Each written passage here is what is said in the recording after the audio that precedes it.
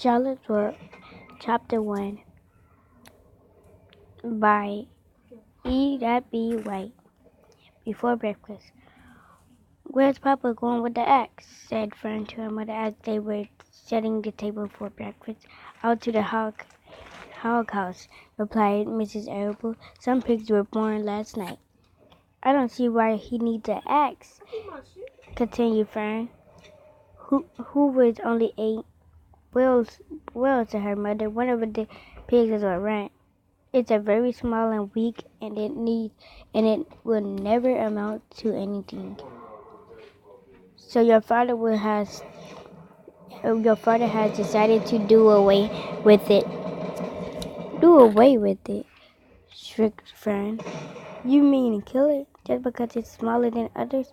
Mr. Arrow put a pitcher of cream on the table. "Don't yell, Fern," she said. Your father is right. The pig will probably die anyways." Fern pushed a chair out of the way and ran outdoors. The grass was wet and the earth smelled like springtime. Fern's sneakers were sobbing by the time she was caught up with her father. "Please don't kill it," she sobbed. "It's unfair." Mr. Arable stopped walking. "Fern," he said gently, "you will have to learn how to control yourself." "Control myself?" yelled Fern. "This is a matter of life and death, and you talk about controlling myself?" Tears ran down her cheek, and she took hold of the axe and tried to pull it out of her father's hand. "Fern," said Mr. Arable, I know more about raising litter of little pigs than you do. A willing makes trouble. Now run along." "But it's unfair," cried Fern. "This pig couldn't help but being small, born small, could it? If I had been very small like birds, would you have killed me?" Mr. Arable smiled. "Certainly not," he said, looking down at his daughter with love. But this is different. A little girl is one thing, but a little runty pig is another." I see no difference," replied Fern, still hanging onto the axe. "This is the most terrible case of injustice I ever heard of." A queer look came over John Arable's face. He seemed almost ready to cry himself. "All right," he said. "You go back to the house and I will bring the rent when I come in. I'll let you start it on the bottom like a baby. Then you can see what trouble a pig can do." When Abel returned to the house and half an hour later, he carried a carton under his arm. Fern was upstairs changing her sneakers. The kitchen table was set for breakfast and the room smelled of coffee, bacon, damp plasters, and wood smoke from the stove. "Put it on her chair," said Mrs. Arable. Mr. Arable set the carton down at Fern's place. Then when he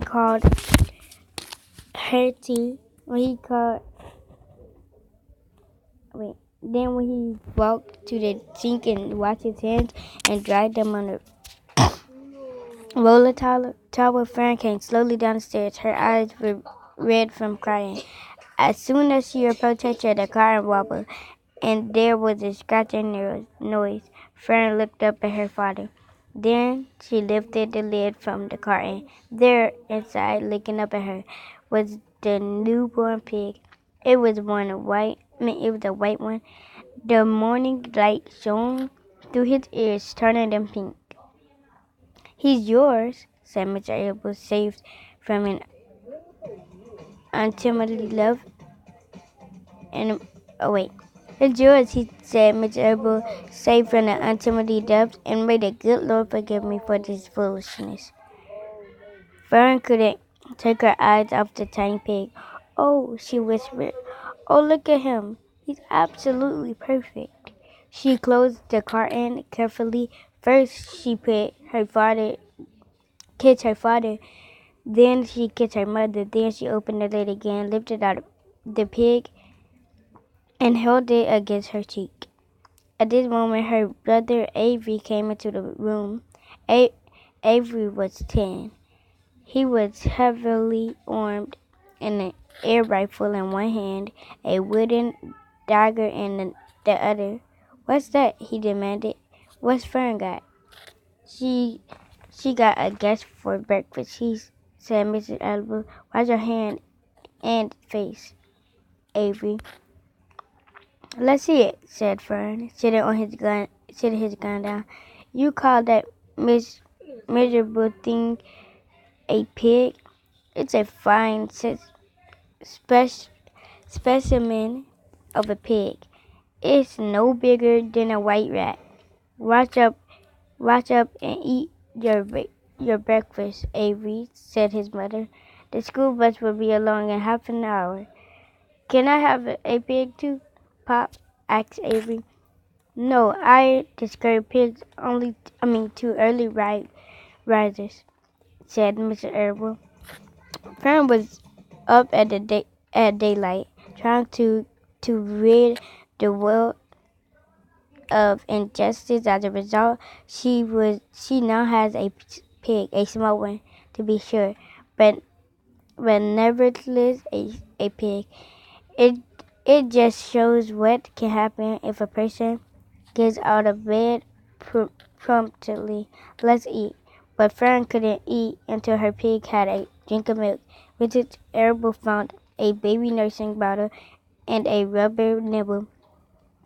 She poured warm milk into the bottle, lifted the nibble over the top, and handed it to Fern. "Give him his breakfast," she said. A minute later, Fern was settling on the floor in the corner of the kitchen with her infant between her knees, teaching it to suck from the bottle. The pig, although tiny, had a good appetite and caught on quickly. The school bus hung from the road. "Run!" commanded Mrs. Elwood, taking a pig from Fern and slipping a donut into her hand. Avery grabbed his gun and another donut.